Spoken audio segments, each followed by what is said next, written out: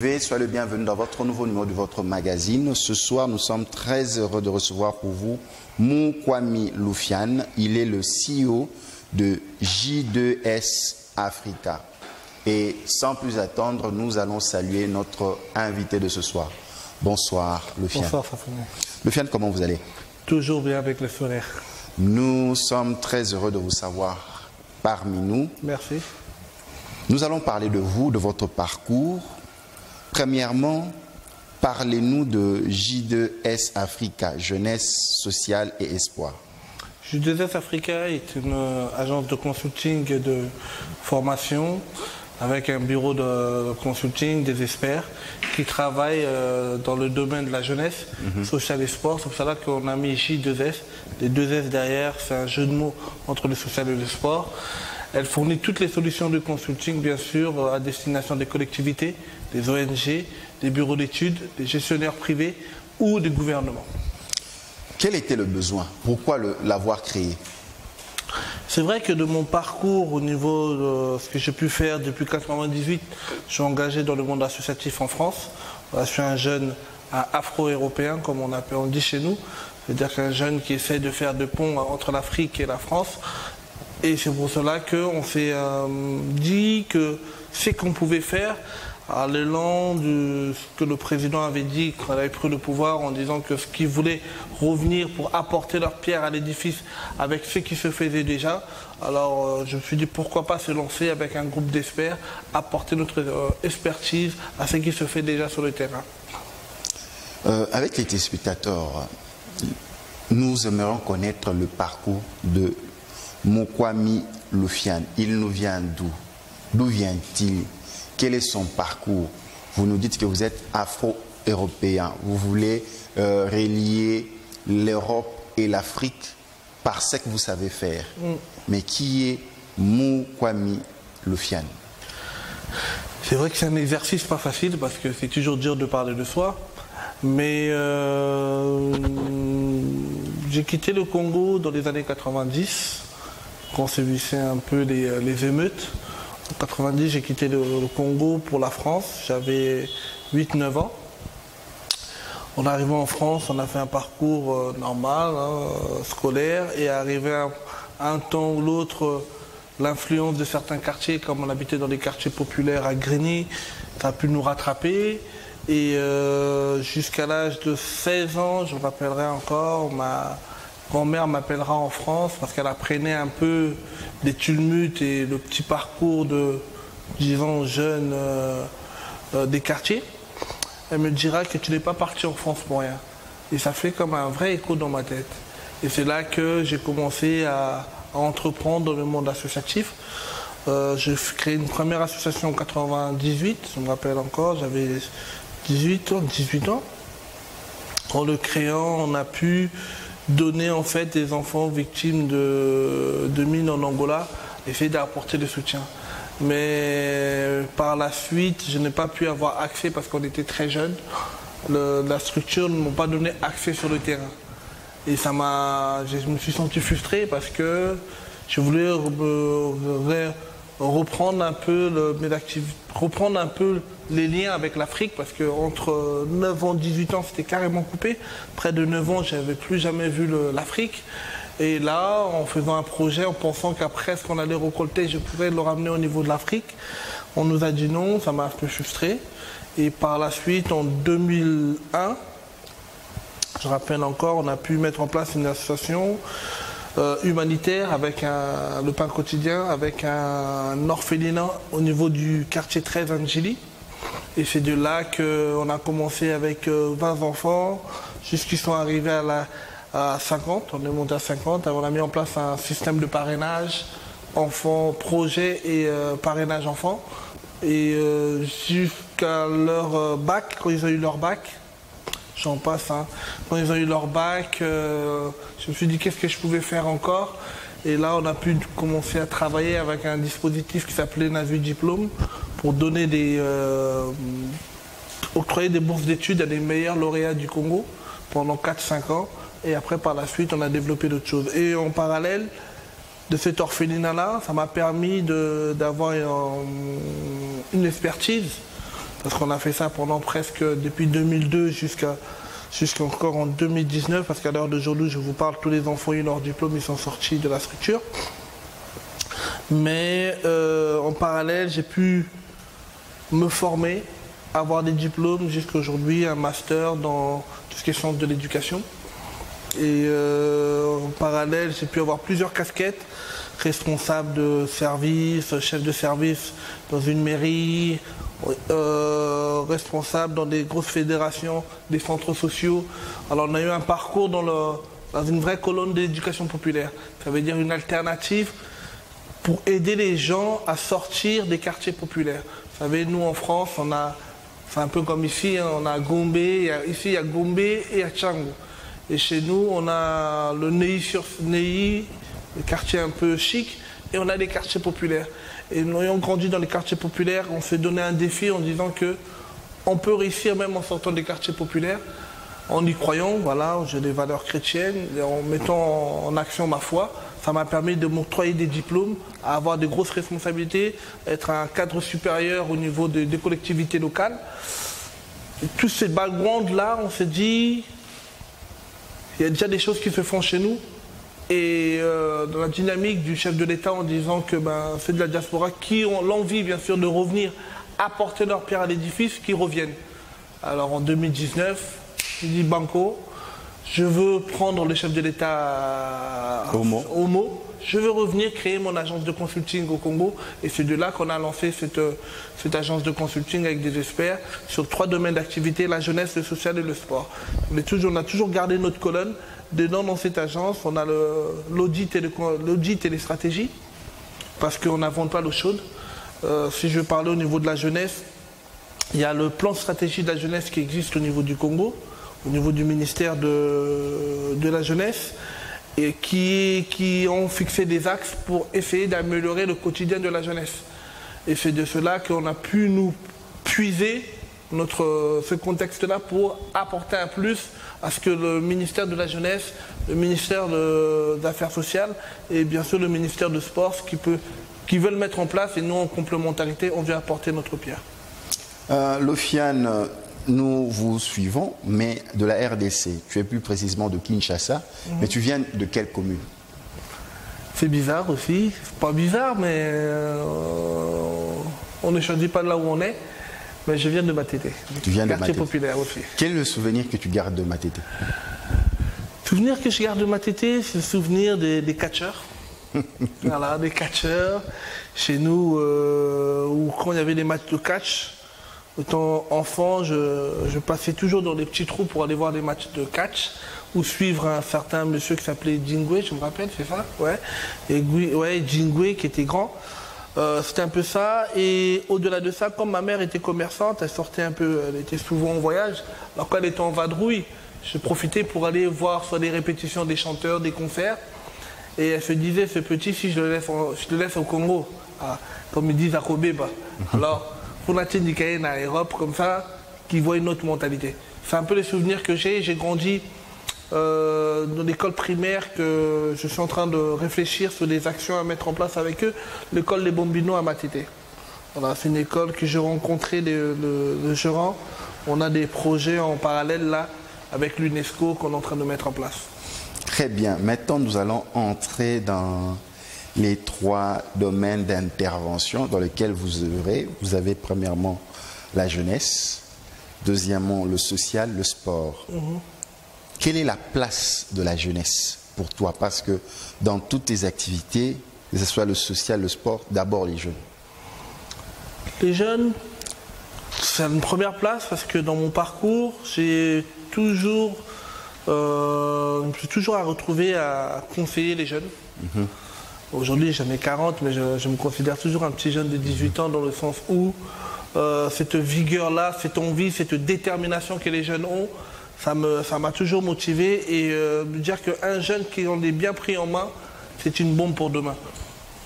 Et c'est pour cela que dans toutes mes activités, dans toute mon équipe, c'est vrai que c'est très intergénérationnel, mais une grande majorité c'est des jeunes. Par exemple, ma structure, je suis responsable d'une grosse structure au niveau de France. Sur 50 salariés, j'ai 40 jeunes. Bien sûr, on a besoin de cette façon intergénérationnelle, mais plus ça, voilà, j'ai toujours été trouvé l'envie d'apporter envers cette jeunesse. Maintenant, nous allons parler de tes activités ici, de ta structure, parce que déjà, tu nous reçois dans vos locaux ici à Gombe, à Kinshasa. Qu'est-ce que nous pouvons en savoir? Parle-nous des activités au sein de ta structure ici. Qu'est-ce que vous faites? Quels sont les projets? Quelles sont les réalisations? Jeunesse, sociale et sport. D'accord. Par rapport aux réalisations, comme je disais, l'agence GDZ, c'est la somme de mon parcours. J'ai voulu simplement le transposer ce que je faisais en France au niveau du Congo. Et bien sûr, de m'entourer des experts dans des domaines, des référents, dans ces trois domaines, la jeunesse, sociale et sport. Au niveau, si je prends de la jeunesse, on a travaillé au niveau de la vue du mon diplôme. C'est pour stimuler les jeunes, préparer les élites de demain. Parce que Mandela disait que pour aider une nation, il faut passer par l'éducation. C'est une arme qui peut révolutionner une nation, c'est l'éducation. Alors ces jeunes-là, pour les éduquer, on a voulu les stimuler à aller loin dans les études. Malheureusement, en tant que Congolais, on a cette étiquette que les gens ont voulu nous coller à la peau, qui était BMW. Bière, bière, musique et femmes. Et c'est un défi que nous, on a voulu relever, c'est-à-dire qu'il ne faut pas qu'on généralise, il y a quand même un reste. Et notre devise à nous, dans JDZ, c'est « Demain se prépare aujourd'hui ». Et c'est aujourd'hui qu'on peut prendre en main certains jeunes, les préparer, qui seront des élites de demain. Ces élites-là qui pourront amener encore notre nation loin. Mais si les gens ils ont une carence au niveau intellectuel, on peut monter, descendre, il n'y aura rien. Et c'est pour cela qu'on se dit, au lieu de pointer, au lieu de refaire le monde comme certains peuvent le faire dans le café, on se dit pourquoi pas apporter notre pierre à l'édifice à cette jeunesse congolaise. Alors on a commencé par un diplôme. On a eu la chance à être interpellé. En tout cas, on avait vu le plaidoyer de la première dame sur le dossier Excellencia. On a essayé de les approcher pour présenter un peu ce que notre cabine, notre agence pouvait mettre en place par rapport à notre expertise avec Navi Diplôme. On a fait ça pendant 4-5 ans. Et de là, on les a approchés, on a reçu une réponse favorable. Et de là, on a pu apporter une complémentarité sur ce que le travail que Campus France pouvait faire sur le projet Excellencia. Ça, c'était un peu ce qui touchait la jeunesse. Ce qui touche le social, on a toujours nos divers orphelinats avec qui on travaille. On a presque une dizaine. Sur le côté social aussi, on travaille sur la réinsertion des jeunes. Si on veut parler encore de la jeunesse, au niveau de la prison, les jeunes Kuluna. Quelle prison? Prison de Makala. À Kinshasa. À Kinshasa. On a mis en place un championnat de foot pour les jeunes mineurs au niveau de la prison de Makala depuis 2019. On a l'alphabétisation au niveau de la prison de Makala.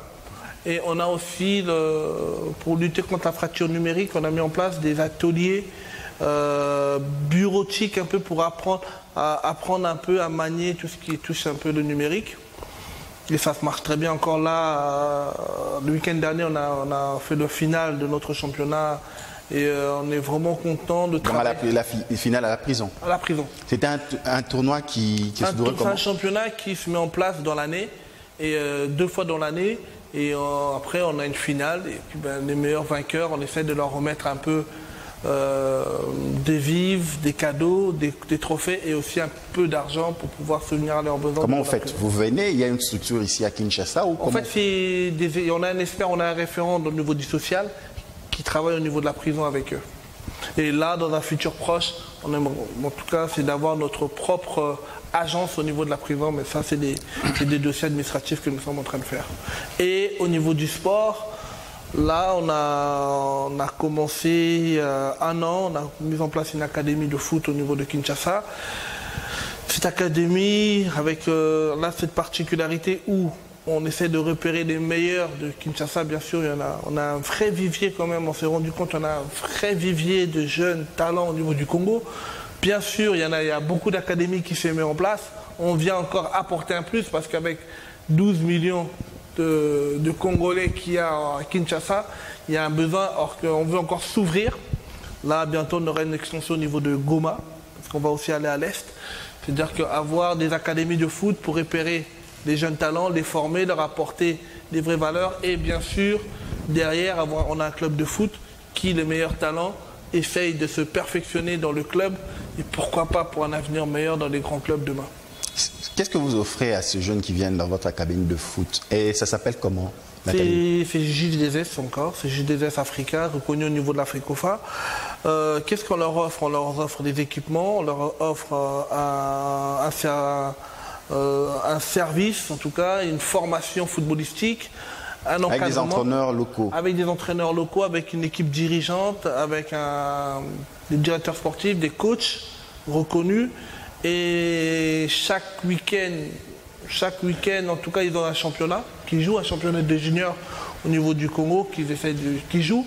Et les meilleurs, on essaye après de les faire partir. Comment ils intègrent l'école? Les parents viennent, ils payent des frais, comment ça se passe? Nous, comme on a un peu ce côté aussi dans le social, ils ne payent pas de frais. C'est-à-dire que les jeunes, ils viennent, s'il est talentueux, quand on met en place des campagnes de recrutement, et par rapport à ces campagnes de recrutement, quand on se rend compte qu'il y en a un qui sort du lot, on n'en garde que 22 pour l'instant. Bien sûr, là on parle du court terme, à long terme peut-être on aura encore plus, mais à l'heure actuelle, cette saison, ce que nous avons fait, c'est de mettre en place des campagnes de recrutement, on garde les 22 meilleurs, ces 22 meilleurs, on essaie de faire un travail avec eux, pour après, ces 22 intègrent le club, et avec le club, ils essaient de se perfectionner jusqu'à la fin d'une saison. Ils vont intégrer quel club? On a aussi créé un club par dessus. On a notre propre club qui nous permet de voir ceux qui sont... Ça leur donne aussi un peu de challenge. Autant ils sont à l'école, autant ils se forment, autant aussi ils sont dans tout ce qui est footballistique, vraiment le défi pour se perfectionner et aller plus loin si demain le Seigneur permet. À part ça, qu'est-ce que nous retrouvons encore d'autre dans votre structure? À part ça, c'est aussi l'audit et la stratégie. Comment faire pour améliorer les conditions de la jeunesse? Par exemple, là, on parle d'un axe qui est dans le plan de stratégie jeunesse 2019-2023. C'est l'axe sur les 6 axes, c'est l'axe 1 qui est l'axe sur l'éducation non formelle. Il y a plusieurs axes et qui répond aussi aux ODD, c'est les objectifs de développement durable 4 de l'UNESCO, qui est aider les jeunes à s'épanouir. Parce que notre pays a connu des guerres, on a connu beaucoup de choses qui font que certains jeunes, dus au chômage, sont un peu écartés ou perdus et qui ont besoin d'être réinsérés. C'est pour cela que dans notre agence, on met en place des structures. Parce que c'est bien de faire un diagnostic, c'est bien de relever des choses, c'est bien de faire l'analyse SWOT pour sortir des forces et des faiblesses quelque part. Mais après, qu'est-ce qu'on propose concrètement? Nous, on propose des types de structures. Pour la jeunesse, on veut mettre en place des centres de loisirs.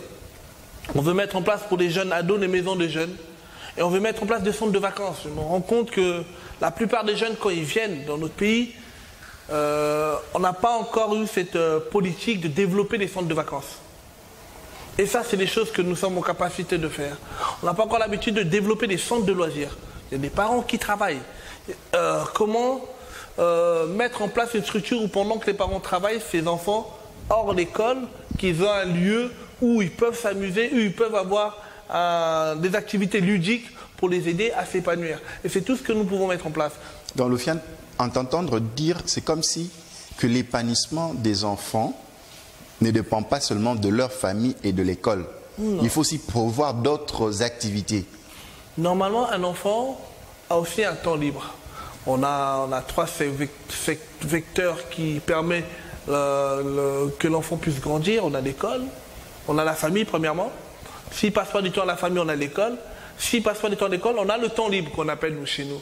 Et ce temps libre-là, il faut l'occuper. Parce que si on ne l'occupe pas, nous sommes aussi dans l'ère numérique où le numérique peut prendre le dessus et l'enfant peut rester, au lieu d'être social, peut se renfermer sur lui-même. Or que, quand on voit dans le pyramide de Maslow, on appelle ça dans le pyramide de Maslow, on voit l'état de besoin de l'enfant. L'état de besoin de l'enfant, pour être dans le haut sommet, il faut que les attentes de l'enfant, les besoins du professionnel, parce que nous sommes professionnels dans ce domaine-là, nous devons connaître les besoins de jeunes, autant physiques, intellectuels, psychologiques. Quels sont ces besoins pour que l'enfant puisse grandir, parce qu'on a plusieurs tranches d'âge. Et c'est ce type de structure que nous voulons offrir que ce soit aux collectivités locales, que ce soit au gouvernement, que ce soit aux ONG. Le FIAN, il y a un nouveau gouvernement qui vient de sortir. S'il fallait parler de la jeunesse, parce que nous avons le ministère du Sport, nous avons un ministère qui s'occupe de la jeunesse, selon toi, quelle est la vision du Premier ministre Sama Lukonde peut amener pour la jeunesse? Quelle est sa vision? Qu'est-ce qu'ils doivent ajouter pour que cette vision-là d'épanouir la jeunesse congolaise puisse aller de l'avant? Parce que nous l'avons vu, par exemple, votre structure s'occupe même de l'épanouissement de jeunes dans les prisons. Donc c'est vrai qu'ils sont en prison pour purger de leur peine, mais c'est quand même des jeunes. Il faut savoir comment combler leur temps. Et ceux qui sont ici, en société, en liberté, après les universités, ainsi de suite, quand nous remarquons, par exemple, il n'y a plus, la plupart des terrains de football n'existent plus à Kinshasa, dans la capitale. Oui. Par exemple, toi, tu es de Matete, je ne sais pas si tu as retrouvé les anciens terrains de football que tu as vus dans ton enfance. Non. Mais qu'est-ce que l'on doit faire? Quelle est la vision complémentaire que le gouvernement du Premier ministre et cette vision du chef de l'État, Félix Antoine Tshisekedi, de pouvoir faire avancer la jeunesse congolaise? Comment faire? C'est vrai que je n'ai pas de... Ce que je peux dire à mon niveau, mon humble niveau, c'est de croire déjà en cette jeunesse. Longtemps, jeune ou enfant, en grec, ça veut dire, en latin, ça veut dire enfant, c'est-à-dire que c'est lui qui se tait. Et malheureusement, aujourd'hui aussi, dans certaines sociétés, l'enfant n'a plus droit à la parole. Le jeune n'a plus droit à la parole. Le jeune est mis à l'écart parce qu'on se dit qu'il n'a pas d'expérience. C'est ça la culture africaine, tu ne trouves pas? Je ne voulais pas le dire, mais si tu le dis, je te rejoins. Mais dans le même temps, dans la culture africaine, il y a un proverbe que j'avais appris, moi, mais malheureusement, aujourd'hui, ça ne se matérialise plus. C'est-à-dire que ces jeunes-là, ils ont des capacités, ils ont des potentialités. Moi, oui, j'ai 40 ans bientôt, mais je suis jeune. Quand on vient avec ce genre de structure, pour qu'on nous écoute déjà, c'est pas facile. Pour qu'on puisse mettre ce genre de structure, c'est pas facile. On se dit même, c'est qui ces jeunes qui viennent nous parler? On ne prend pas le temps de l'écouter. On ne prend pas le temps qu'il expose sa vision. Et je suis sûr que je ne suis pas le seul. Je tiens à te dire, Safoni, qu'il y en a beaucoup comme moi en France qui aimeraient revenir. Des fois, quand ils me regardent, là par exemple, je suis revenu, en mettant en place mes activités, on parle des réseaux sociaux, on met un peu ce qu'on fait, mais ils disent, mais t'es sérieux, t'es vraiment au Congo? T'arrives à faire ça chez toi? On arrive à réinsérer les Koulouna? Mais tant qu'il y a de la vie, il y a de l'espoir. Qu'est-ce qu'on propose à ces Koulouna? Bien sûr, ils font des pires dégâts, mais à un moment ou l'autre, qu'est-ce qu'on leur propose? Comme solution alternative. L'homme a horreur du vide. Qu'est-ce qu'on met en place pour eux? Moi, un jour, dans mon travail en France, Symphonie, parce que je travaille, ce qu'on est en train de faire, c'est ce qu'on fait là-bas. On ne vient pas inventer les jeunes, on ne vient pas de mettre en place une agence parce qu'il y a X ou Y qui, non. Je fais ce que je sais. En France, un jour, un jeune Symphonie qui est en marche de la société, j'étais responsable d'une structure jeunesse. Avec mon équipe, on avait mis un cadre dans un quartier populaire en France. Vraiment un énorme cadre et que les jeunes, ils sortaient de prison. Il arrive, il voit que les jeunes vont arriver, maintenant ils sont plus posés, on arrive à parler projet, on arrive à mettre en place une réelle dynamique. Et lui, ça l'énervait parce que avant d'aller en prison, c'était le chef de bande. C'est celui qui disait « Ah, personne ne bougeait ».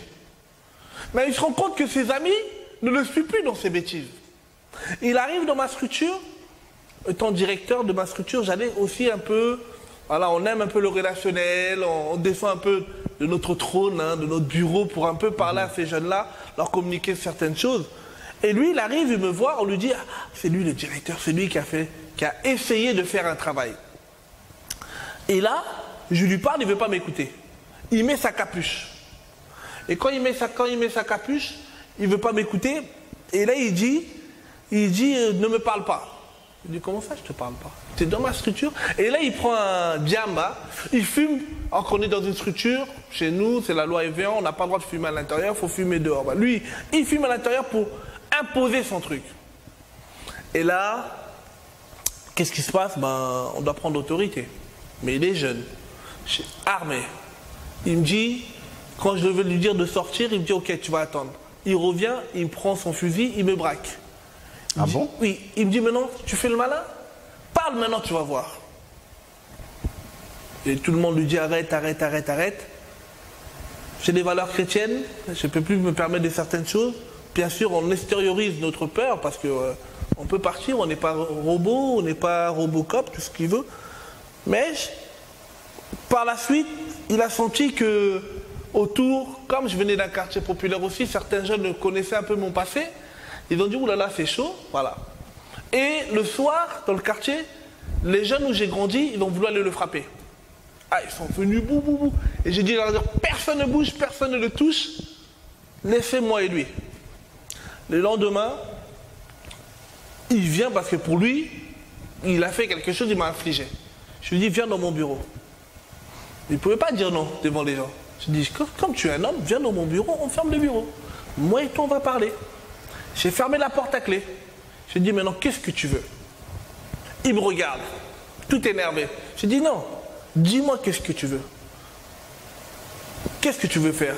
Et là, il me dit qu'avant d'aller en prison, il avait l'idée, l'envie de faire un club de foot, mais X, Y raison, on fait que nanani, nanana. Mais lui, il pensait qu'on allait se battre, tout.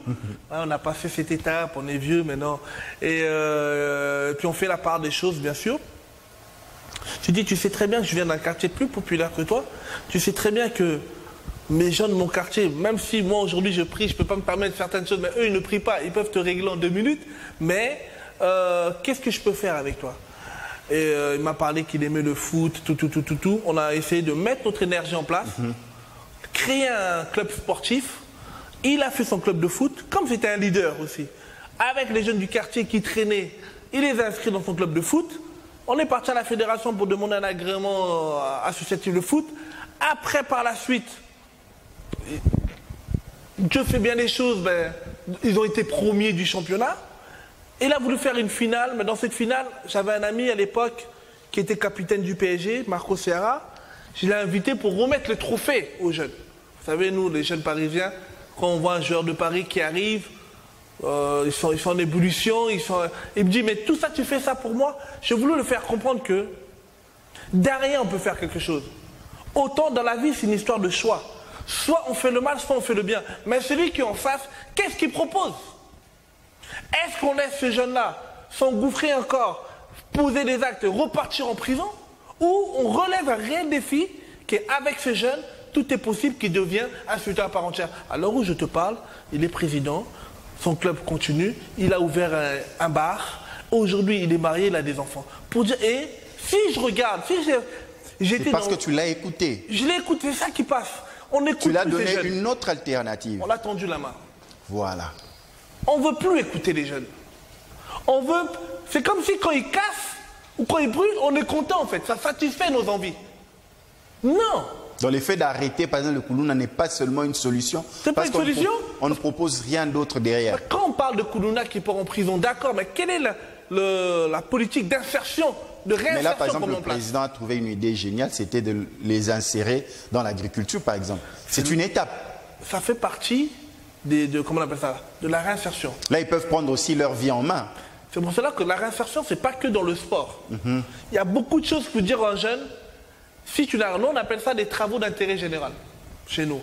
Ça veut dire qu'un jeune qui ne veut pas écouter avant d'aller en prison, tu donnes ces travaux-là. Parce que nous on travaille avec le SPIP. En France, c'est le service d'insertion service pénitentiaire. Ça veut dire que ces jeunes, au lieu de faire des grosses peines, on nous les envoie dans nos structures pour les aider à se réinsérer. Mais qu'est-ce qu'on fait pour ces jeunes? Et c'est cela que, autant nous et d'autres, apportent les solutions, apportent un équipement, apportent une intelligence, apportent des outils qui aideront autant la jeunesse à s'épanouir. Et comme je le dis encore, des Loufianes, en Europe et dans les 4 coins du globe, il y en a plein. J'aimerais aussi lancer un appel. Allez-y. Est-ce qu'on peut considérer la jeunesse de la diaspora? 1 minute. Maintenant, la jeunesse de la diaspora, c'est là où j'allais arriver. Déjà, il y a un petit conflit là. Bakola bien, Miliki, ils n'ont pas enduré ce que les autres ont enduré ici. Et vous avez des diplômes avec les masters. Et les autres sont restés ici étudier dans les programmes nationaux. Et vous venez vous surprendre tout en pensant que vous connaissez la réalité du terrain congolais mieux que ceux qui sont restés ici. Qu'est-ce que tu en penses? D'accord, c'est pour cela que, merci pour ta question, on ne peut pas venir avec des grosses bottes. C'est pour cela que moi, dans mon agence, je n'exporte pas des experts de France qui viennent faire un travail ici. Je déniche des talents de ceux qui sont ici. Mon référent sport est congolais. Ma référente jeunesse, elle est congolaise. Mon référent social, c'est congolais. Le peu de temps qu'on a passé ici, on a pu détecter les talents.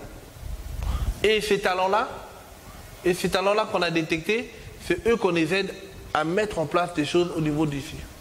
Ça veut dire que chaque pays a ses contextes. C'est pour cela même dans notre travail qu'on fait au niveau de la jeunesse, nous sommes basés sur le plan stratégie nationale qui a été mis en place en 2019-2023.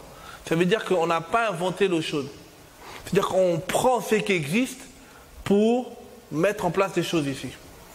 Et c'est en cela que nous disons, non, de mon petite expertise, je viens, comme là tout à l'heure, avant de venir, on avait une réunion, tu as vu comment c'était houleux. C'est-à-dire que chacun apporte les choses, c'est un temps d'échange de pratique.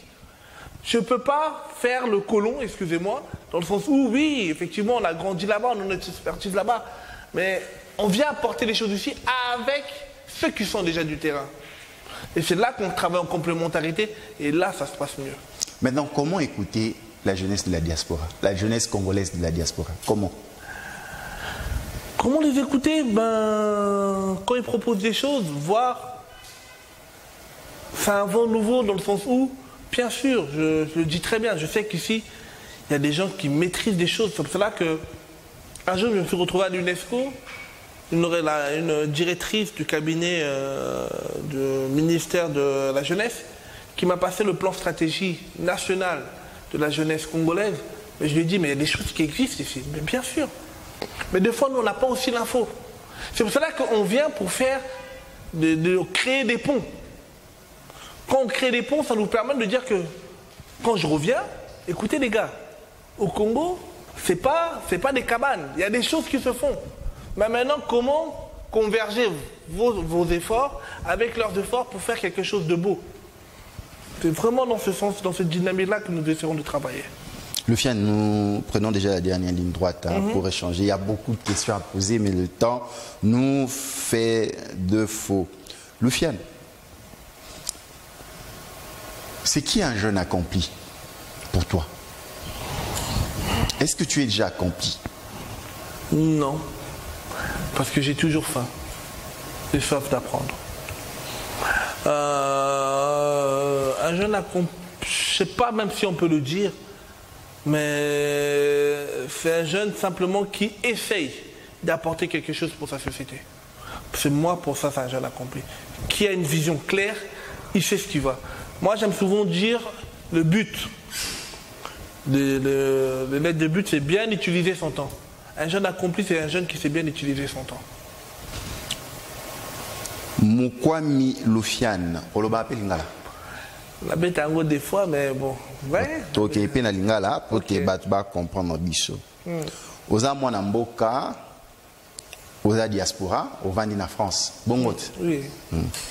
Ozali directeur général, il y a J2S Africa. Au Italimae, il y a social, il y a bilingue, P na écolikia.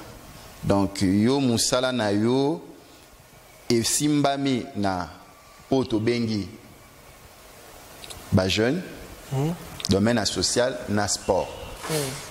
Et là on netinda kyo omi pesa na musala wana. Oza maele ko ma mbebele ko fond la entreprise pona nini olinka ko sa musala na. Parce que il a ma vocation. Au début, ce qu'on trouvait vocation là-haut, l'idée est créée à quelle existence. Ceux qui ont trouvé vocation là-haut, ont trouvé idée là-haut, et c'est ça que on poursuit un accomplissement là-haut. C'est pour cela que j'ai plusieurs casquettes, mais je garde la colonne nanga depuis Nabanda, dans mes 18 ans jusqu'à mes 39 ans là. Et je garde un chilelo et je perfectionné. C'est pour cela qu'il n'y a pas longtemps, en 20 ans de travail, on a créé maintenant agence consulting pour un expert, et ça c'est un livre, un expert a maîtrisé le sujet. Et comme j'espère que je maîtrise le sujet, c'est pour cela que nous avons accompagné les experts dans le domaine de Bango,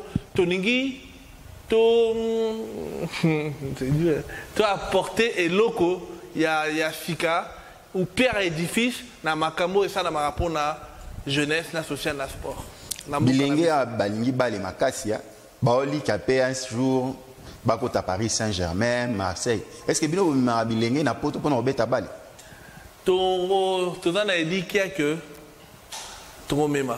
Là par exemple, tu y a qui na ba agent, ba recruteur, ba tali bango, misou ba vie ba très bon résultat dans un futur très proche. Oyo kama solo. Parce que mutuneza pona ko koma mobeti ndembo ya solo. Eza ko sopa, ko beta bale ko sopa bale à quartier. To pona ko koma professionnel un jour de Paris Saint-Germain, to Marseille, équipe à France, le rôle a eu besoin d'un carnet d'adresse. Oye bani na kati ya sport français. Ils allaient neni bopona botala ke mwana na ebiko sopa cheba chobo abeti ba poto mike ou bien esenga mususu ya makamo beleza na catch itaka ko sopa te ida pe comportement à mwana ida pe discipline à mwana parce que et pas na biso batala ka ko sopa te ida pe mutu à mwana ce qui mwana la capacité à koyoka au kene musika. Est-ce que moi, à 16 ans, je peux na poto te na ko beta bal? La loi FIFA interdire ba mineur ba kende. Mais à 18 ans, il y a koko kende. Aro kende. Parce que là, on est lukaka na kati ya banana. Lukaka kaka, basa na lobby ba ambassadeur, il y a football na mboka na biso. On veut voir mboka na biso et kende championnat la Coupe du Monde. C'est pour cela que tout ça awa. Parce que ils ont la fierté na biso comme on a que Congolais ont brillé. Parce qu'il y a Mboka Missus to yebité. Par rapport à footballeur, to yebi Mboka na. Par exemple, Tchad to yeba Kangote. Parce que déjà fait un Dora Mazala ko beta na Tchad A. To yeba Kango. Libéria tant na moi na yeba Kangote. Mais parce que Georges Weah na ko beta Makache to yeba Kango. Congo to lingi to yeba Bango aussi autrement. Même par le foot. Bien sûr, je passe le bonjour à mon jeune frère Cédric Bakambou qui fait un bon travail. Il a pu apporter aussi notre pays dans une autre hauteur. Il n'est pas le seul, il y en a encore beaucoup. Mais, génération Pedro, il ne faut pas aussi dire ça. Il faut toujours tout préparer. Parce que si tu te prépares, et Coco aussi là. Et ça, c'est pas bon. Toki que au Saïsaki tournoi, il y a Balé, il y a des jeunes, il y a prison, il y a Makala. Et les cas qui n'ont pas Kitoko. L'image de Zoya. Parce que permettre à Bisso tout dans ta milo, comment on appelle ça? L'image. L'image, voilà. Et des cas qui très bien, très surpris. Il y a un petit jeune, même il y a 16 ans, à Tchebu Moko, le Bengango Samblo héros. Il touche des balles, bim, but et balle gagné. C'était le but de la finale. Et c'est là que c'est beau, même agent où il y a. Il y a un grand joueur Gervinho, mais c'est petit, c'est exceptionnel. Pourtant, à Gervinho, qui est une grande star dans le monde footballistique, il y a qui a Kota Kinga dans la prison, parce que dans l'ébicier, dans l'Ibanda Bazali, dans Tchangou Bazali, comment on appelle, pas Kadjouma Bazali, mais même dans la prison Bazali, ils ne croyaient pas. Il y a un qui est là. Bien sûr, Bissot aujourd'hui, le club miné dans le Congo, Somba joueur dans la prison. Ah bon? Bien sûr. Ça veut dire que faut pas qu'on néglige les moindres choses dans le cannabis, frère. Et c'est là que on a mon beauté à Mokananga. Des fois, chez tout qu'on a en France, on a. Pourquoi on revient? On a le bango, ceux qui Bolungambo Kate, frère, avec ma difficulté de toi, parce que tu mandates tu mandates depuis 2000, Koya Kosa na Makambo, na Bibisa ba conteneur, na Soufra, na Nyokama. Je suis resté 4-5 mois. Moi, je suis marié, j'ai 4 enfants, je suis marié. Mon premier enfant a 16 ans, c'est-à-dire je suis père de 4 enfants, mais pour na Koya, pour na Bolingambo Kate, plus jamais je serai revenu. Par rapport à ma Nyonso Soufra. Et tu mandates lobby, tu mandates depuis 2000. Et aujourd'hui, on est en 2022, parce que des fois, au monde, on a non. Depuis 2000, on investit dans notre pays. Depuis 2000, on fait des choses pour notre pays. Mais ce que plus jamais on serait là. Très bien dit, Lufian Deko. Mais d'où viennent les moyens pour pouvoir réaliser ce genre de projet? Qui vous finance? Qui est derrière vous? Le peu qu'on peut avoir, on essaie de faire. Et je peux te dire... Parce qu'un projet sans financement n'est qu'une idée. Hein. On a des petits partenaires, avec le peu qu'ils donnent, nous on essaie de faire le reste. Et comme je le dis, c'est ce qui permet d'avoir tout ce fruit qu'on pouvait voir aujourd'hui. C'est déjà la fin de nos échanges. Merci beaucoup. Qu'est-ce que nous pouvons en retenir? Quel est le message que tu peux faire passer? Moi, le message que je peux faire passer, c'est que on a une très belle nation. Très grande nation. Comme disait Farmon, ouais, que le Congo est une forme, quand on retourne l'Afrique, elle a une forme de gâchette. Et que dans ce pays, il doit sortir des grandes choses. Beaucoup le savent, mais beaucoup ne veulent pas prêter attention, sur nous, les enfants du pays. Est-ce que tu n'es pas revenu pour devenir député demain? Non, parce que si je ne relève plus le faire, ça fait depuis 2000 que je le fais. Je travaille dans mon pays. La banni, Féninate, ONGT, parce que X, Y. Depuis 2000, là sur le terrain. Et depuis 2000, on a comme on n'a nulle part. Et on ne fait pas ça pour ça. On fait parce qu'on a envie de voir un changement dans Boko Haram. Et on le fera encore. La politique, ça ne m'intéresse pas. J'ai été approché par beaucoup de gens. Et dans la France, j'ai été approché même d'un niveau présidentiel. Mais ce n'est pas ça notre but. Vous penserez aussi à des bourses scolaires, par exemple, pour les jeunes? Pardon? Les bourses scolaires, les bourses d'études. Déjà, depuis 2000, la jeunesse, on peut avoir un diplôme. Orphelinat, et va orphelinat à Ndjili, Bakenachi, Tunisie, qu'on doit avoir diplôme, master. Et vous continuez jusqu'à aujourd'hui? On continue. Et par exemple, les cas des filles mères, ainsi de suite, vous en pensez aussi? Il y a tellement, c'est un grand chantier. Mais petit à petit, c'est que tout ça, les a la goutte d'océan. Le Congo est vaste. Plus de 100 millions d'habitants. Parce que tout le camarade, franchement, j'espère qu'il est bandapé. Parce que tout le 90 millions d'habitants. Je pense qu'on est près de 120 millions d'habitants. Je pense que c'est que tout ça là, c'est même pas une goutte d'eau dans l'océan. Mais l'océan est constitué de plusieurs gouttes d'eau. Et c'est pour cela qu'on met notre petite goutte à l'océan. Pour la Congo, il y a Kitoko et Zoya. Lufian, un grand merci. Merci à toi en tout cas pour l'invitation. Merci très chers téléspectateurs de nous avoir suivis. C'est déjà la fin de notre programme, de notre émission. À retrouver sur les plateformes qui nous diffusent, à retrouver aussi sur les réseaux sociaux, à retrouver sur la page de Lufian Mukwami.